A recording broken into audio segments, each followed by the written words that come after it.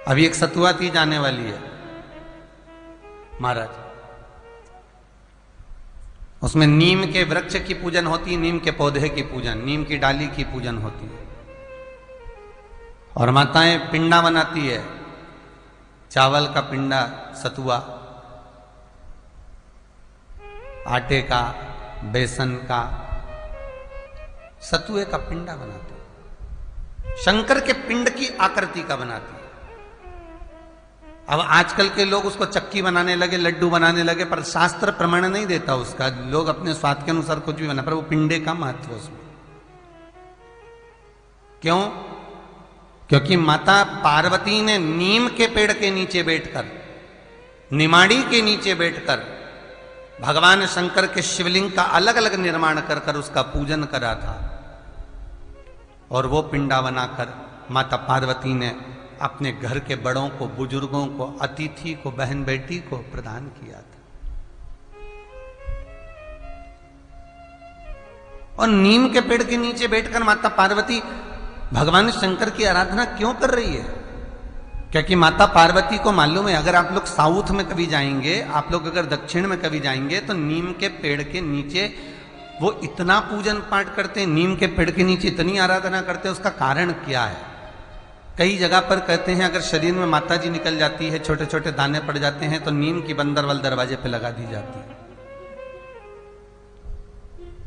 क्यों? नीम की इतनी महत्वता क्यों है? तो उसका भी वर्णन हमारे यहां शास्त्र कहता है।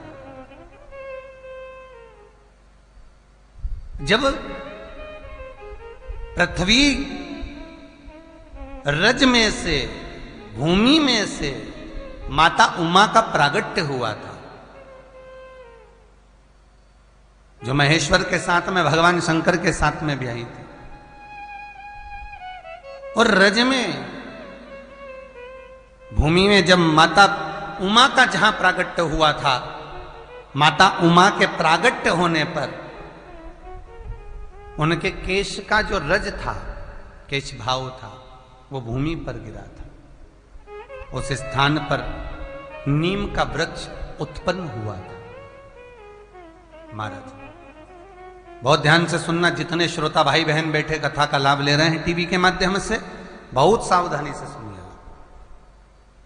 कि माता उमा जो भगवान शंकर के साथ में बिहा रही हैं, माता उमा जो महेश्वर के साथ में बिहा रही हैं, माता उमा जो महेश के साथ में बिहा रही हैं, उनका जो प्रागट्य हुआ जब पृथ्वी से, आपको पूर्व में कथा कह चुके हैं माता उमा के प्रागट्य की, भगवान शंकर की धर्म पत्नी उमा के प्रागट्य।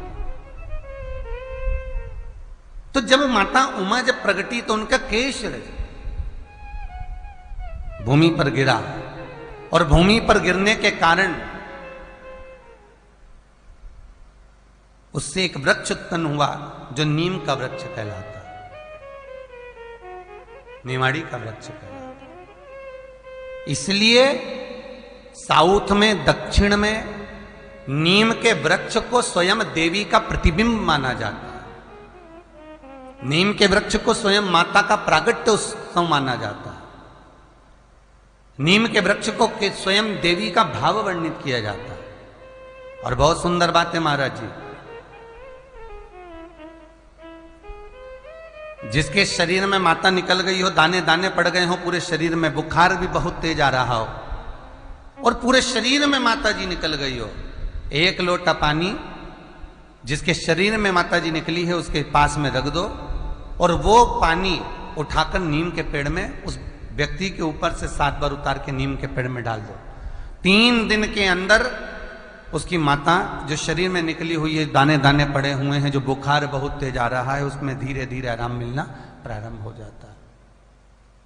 यहां तक शास्त्र कहता है कि किसी व्यक्ति को अचानक बहुत तेज बीमार आ गया, बहुत तेज बुखार आ गया, या एकदम,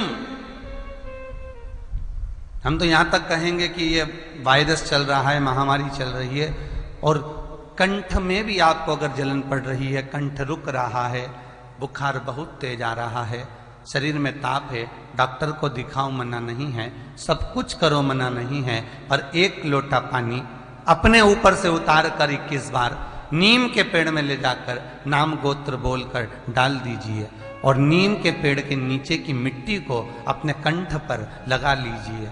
20 से 25 मिनट बाद आपको आराम लगना प्रारंभ हो जाएगा। महाराज ये उमा देवी है। वीडियो अगर आपको पसंद आया हो तो वीडियो को लाइक करें, चैनल को सब्सक्राइब करें। श्री शिवाय नमस्तुभयम, श्री शिवाय नमस्तुभयम।